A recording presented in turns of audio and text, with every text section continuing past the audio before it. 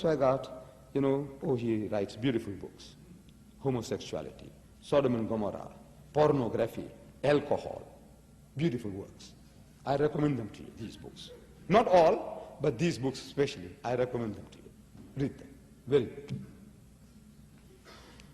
But there are no solutions. You see, alcohol. I dealt with it last night, I think, by the way. He says in this book, alcohol.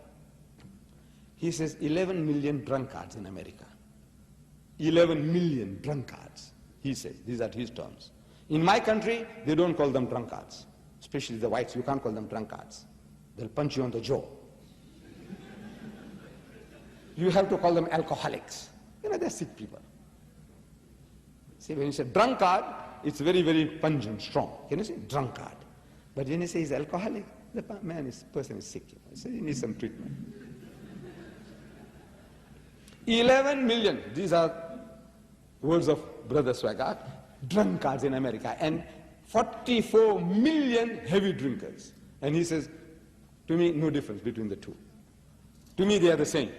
Whether you call them drunkards or you call them heavy drinkers, to me they are the same. I say, mashallah, mashallah, praise be to God. We have such a brother who speaks like a Muslim. The only thing is, I said, look, go one step further.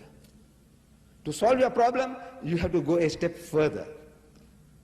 I said, include your social drinkers as well in that list of yours. Because the Holy Prophet Muhammad made no distinction between these three groups that you are thinking of. You've got the drunkards, you've got the heavy drinkers, and you've got social drinkers. The Holy Prophet Muhammad sallallahu alaihi wasallam, he said, whatever intoxicates in greater quantity is forbidden even in smaller quantity. No excuse for a nip or a tort. Finish, out. He said, strong words, he said, cursed is he who grows grapes for brewing. Growing of fruit trees in Islam is an act of virtue, blessing. Allah will reward you. Whether you plant fruit trees for selling the fruit or for eating it, Allah will bless you, He'll reward you. He said, on one occasion, he said, you see, if you get sure knowledge that tomorrow 12 o'clock at noon, the earth will be doomed, finished. It's coming to an end. Yawm al-Qiyamah will set in, 12 o'clock tomorrow. And you were supposed to plant a fruit tree today. So what must you do? It will take 7 years for it to bear fruit. 7 years. He says, plant the tree. Allah will reward you. That mighty messenger of God, he said that if you plant grapes for the purpose of brewing, not for eating or selling, but for the purpose of brewing, like my place in the Cape, in South Africa, we have what is called the Mediterranean climate, and grapes grows beautifully there. That's the best wine growing country in that area. And you inherit 100 hectares of land, 200 acres of land. So what am I going to do? He said, plant grapes, the wine. But he said, who's going to buy it? He said, don't worry, there's a winery there, there's a brewery there. Unlimited amount they are prepared to buy from you. He said, right. If you did that, the Prophet of Islam says, cursed is he who grows grapes for brewing. Cursed is he who crushes it. Cursed is he who bottles it. Cursed is he who sells it. And cursed is he who drinks it out. No, you have nothing, no truck with that stuff. This is Islam. And the solution to the problem is this, total abstinence, said the Prophet of Islam, on instruction from Allah, revelation of God in the Holy Quran. Ya ayyuhalladhina amanu, so you believe. Innamal khamru, most certainly intoxicants, wal maisiru, and gambling. In his book, one of the books says, the American public is spending $54 billion a year on gambling. Squandering. 54 billion. And gambling. Wal ansabu, and fortune telling. Wal azlamu, and idol worship. Rizum min amali shaitan, are an abomination of Satan's handiwork. Fajtanibuhu la'allakum tuflihun. So shun such abomination that you may prosper. And wine barrels were emptied in the streets of Medina, never to be refilled. This one verse has created the biggest society of teetotalers in the world. People who don't imbibe alcohol. Biggest society in the world. One word, one expression. Brother Swaggart is talking about, he says, you got to threaten the Muslims, chopping off his head, or chopping off his hands. Therefore, they don't drink. The person does not drink because he fears his hand will be cut off, or his toes, or his nose, or whatever. Is that the reason? I want to know you in America, the Muslims. I know we have black sheep amongst us, like any community has. We all have. You can't say we are all angels. But what percentage of Muslims imbibe alcohol? In India, Pakistan, South Africa. My community, I'm boasting in my country. Perhaps it applies everywhere where the Muslims live. I said, we Muslims have the lowest alcoholic consumption in the country. We have the lowest gambling rate in the country. We have the lowest prison rate in the country. We have the lowest divorce rate in the country. We have the lowest suicide rate in the country. And we have the highest charity rate in the country. That's what Islam has done for us. لَعَلَّهُمْ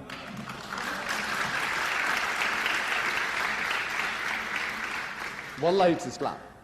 Nobody has threatened me all my life that I shouldn't smoke. My father used to smoke cigarettes. I don't touch it, my children don't smoke it. I didn't tell them one day in my life, one of the son is here with me, the other elder son is in South. I never told them one day, don't smoke. I never told them. No, I'm sorry, I beg your pardon.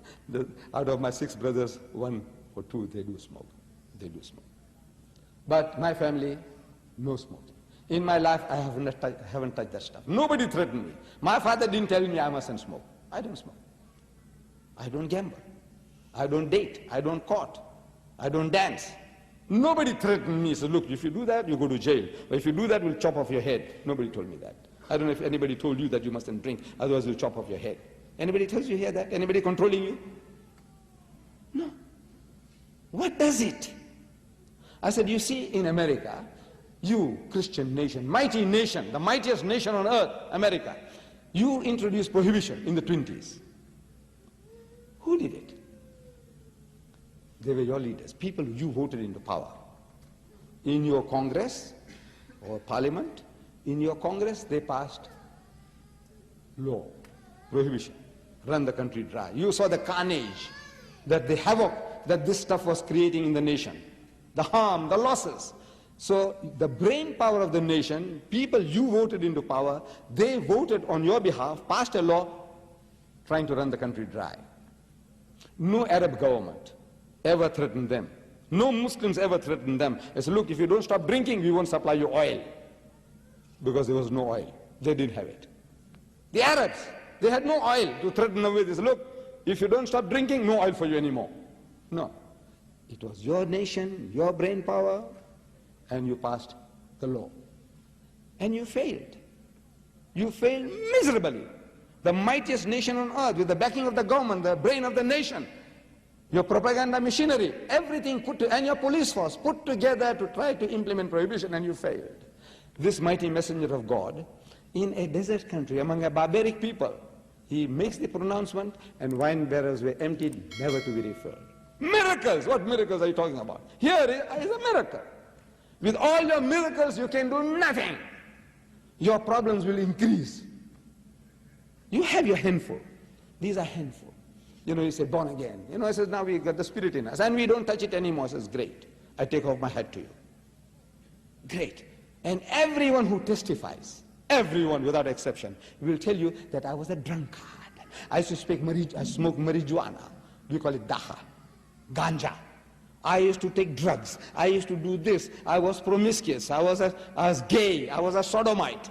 But now, I don't do those things anymore. I say, congratulations to you.